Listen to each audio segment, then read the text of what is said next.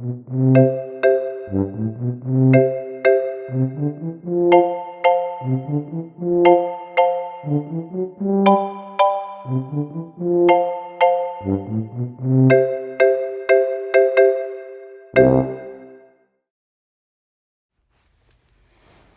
hello there. I was just reading a letter from my friend Aurelia. Her brother Reed is very sick, and she is worried about him. Her letter made me think of the families who took their loved ones to be healed by Jesus. I'm sure they were really worried too. Today, we're going to hear all about it. Let's listen.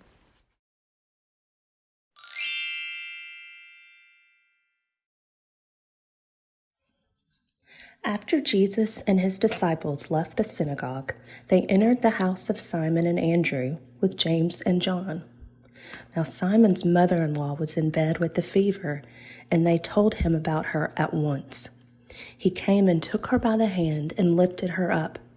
Then the fever left her, and she began to serve them. That evening at sundown, they brought to him all who were sick or possessed with demons, and the whole city was gathered around the door. And he cured many who were sick with various diseases and cast out many demons. He would not permit the demons to speak because they knew him. In the morning, while it was still very dark, he got up and went out to a deserted place, and there he prayed. And Simon and his companions hunted for him. When they found him, they said to him, "Everyone is searching for you." He answered, "Let us go on to the neighboring towns, so that I may proclaim the message there also, for that is what I came out to do." And he went throughout Galilee, proclaiming the message in their synagogues and casting out demons.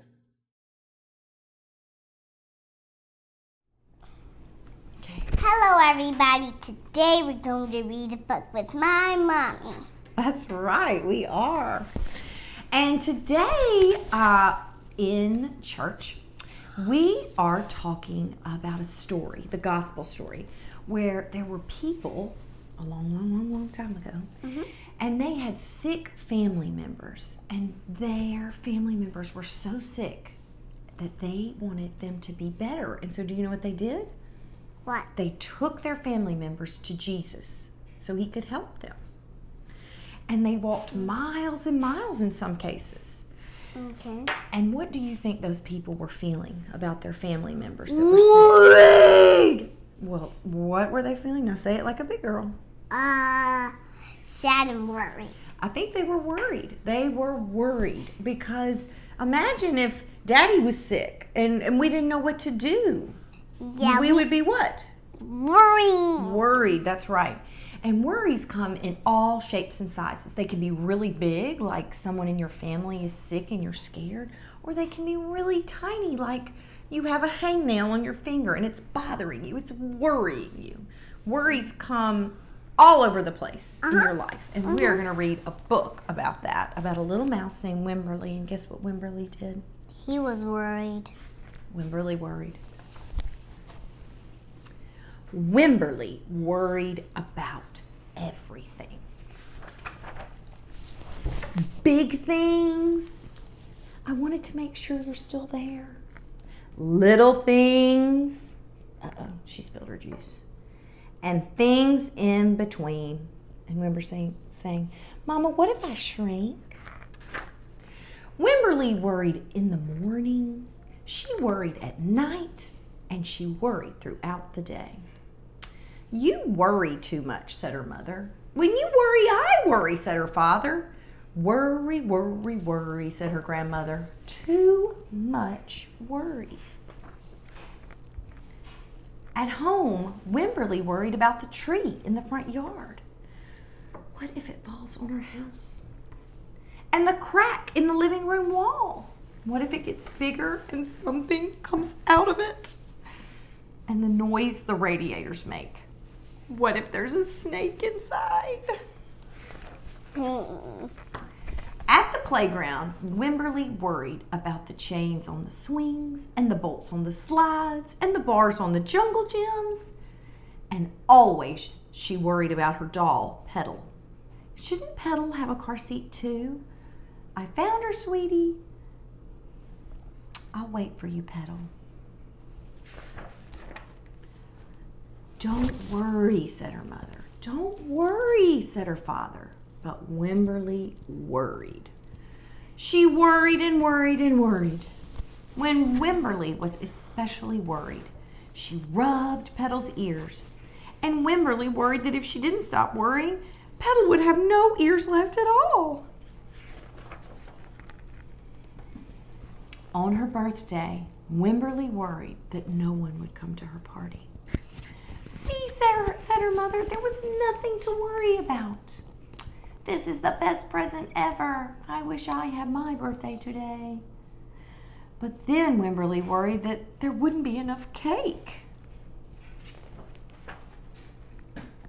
On Halloween, Wimberly worried that there would be too many butterflies in the neighborhood parade. See, said her father, there's nothing to worry about. But then Wimberly worried because she was the only one. You worry too much, said her mother. When you worry, I worry, said her father. Worry, worry, worry, said her grandmother. Too much worry. Soon, Wimberly had a new worry. School. Wimberly worried about the start of school more than anything she had ever worried about before. By the time the first day arrived, Wimberly had a long list of worries. What if no one else has spots? What if no one wears stripes? What if no one else brings a doll? What if the teacher is mean? What if the room smells bad? What if they make fun of my name? What if I can't find the bathroom? What if I hate snack? What if I have to cry? Is that a lot of worries? Yeah. Oh my gracious, yes. Don't worry, said her mother. Don't worry, said her father. But Wimberly worried. She worried and worried and worried. She worried all the way there. While Wimberly's parents talked to the teacher, Mrs. Peachum, Wimberly looked around the room. Then Miss Peachum said, Wimberly, there is someone here I think you should meet. Her name was Jewel. She was standing by herself. She was wearing stripes. She was holding a doll. At first, Wimberly and Jewel just peeked at each other. This is Petal, said Wimberly. This is Niblet, said Jewel. Petal waved and Niblet waved. Hi, said Petal. Hi, said Niblet. I rub her ears, said Wimberly. I rub her nose, said Jewel. Throughout the morning, Wimberly and Jewel sat side by side and played together whenever they could. Petal and Niblet sat side by side too. Wimberly worried, but no more than usual, and sometimes even less. Before Wimberly knew it, it was time to go home. Come back tomorrow, called Miss Peachum as the students walked out the door. Wimberly turned and smiled and waved. I will, she said. Don't worry. That's a good book? Yeah. Yes. And what was that book about? Worry. Worry. Now, have you ever had a worry? I have a worry if someone's going to get into a big whale and get at the bottom. Okay, but have you had like a real worry? Yeah, he would get run over a car. Oh, well, that is worrisome. That is very worrisome. And right now we're kind of in a season of worry. People are getting sick and here, sit down. Okay. And at the beginning of quarantine, we couldn't really leave our house. And so there was a lot of worry. And Mommy worried a lot. And Daddy worried a lot. Mm-hmm. And you know what happened when we were worrying? What? I wasn't able to be my best self because I was so caught up in all my worries. Okay, listen. You know what I realized though? What? The most important thing to do with a worry is to talk about a worry, to own that worry, and also, very importantly, is to pray on that worry. And so you know what we're going to do today? What? We are going to make a prayer flag. And our prayer flag is going to have a picture of a worry. It doesn't have to be a big worry. It can be a small worry. Just something that is worrying on your brain. And we're going to hang it. And then every time we pass by it, we can look at that worry. We can think about that worry, name that worry, pray about that worry, and move past that worry. So we can be our best selves. Does that sound good? Okay, let's All right, let's do it. Today we are going to draw on some paper with my mommy. That's right, we are. Okay, so what I did was I just got a plain piece of paper from a prayer flag, and I snipped the corners, and then I poked holes at the top, and I did a ribbon through it so that we can hang it like a real flag, okay? Okay. Now, what we're going to do is write our worry on the top, and then you're going to illustrate it, draw a picture of what that worry is. So, you can write a big worry, a little worry. What is a worry that you have been thinking about? I have friends getting hurt on their knees and they have blood going through it. Oh, so friends getting hurt on the playground? Yeah, and having blood. And having blood. Wow, goodness gracious. Okay, so let's see. Friends getting hurt. That is a worry. Okay. Friends getting hurt. I worry about my friends getting hurt too. Hurt, their feelings hurt, or hurt on the playground. Okay. So that's a good one.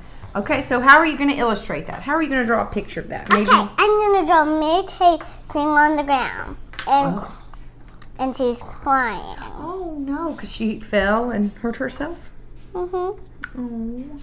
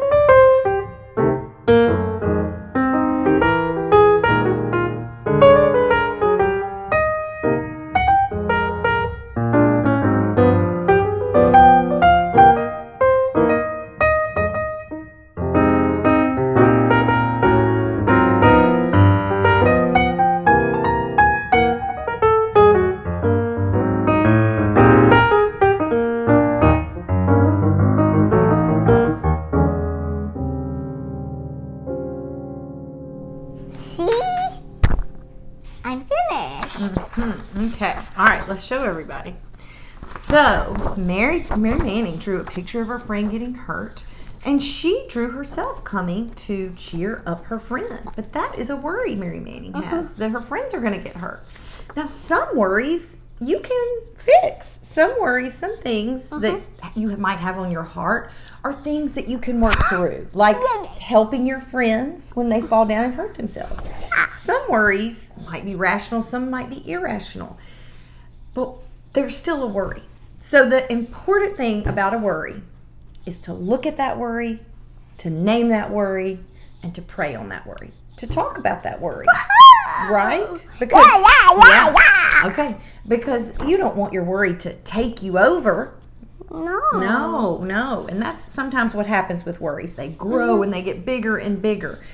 And so making something like a prayer flag to remind you of that worry, to look at that worry, think about it, talk about it, pray about it, and then don't let it get you down. Just move past it. Right? Sound good? Yeah. All right, well, let's go hang this up somewhere. And we can put this worry to bed, okay? Okay. All right.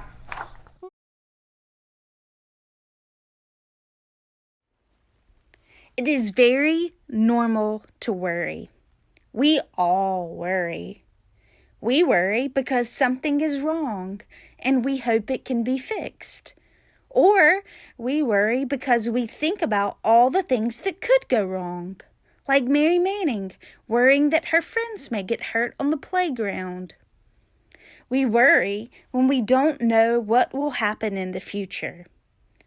But when we worry about the future all the time, we can miss the fun and wonderful things happening right now. Prayer can help us with our worry. When we pray, we tell God exactly what we are worried about, and God holds our worry for us. When God holds our worries, we're then able to have peace in the present moment. We don't miss all the great things happening right now because we're busy thinking about what we're worried about.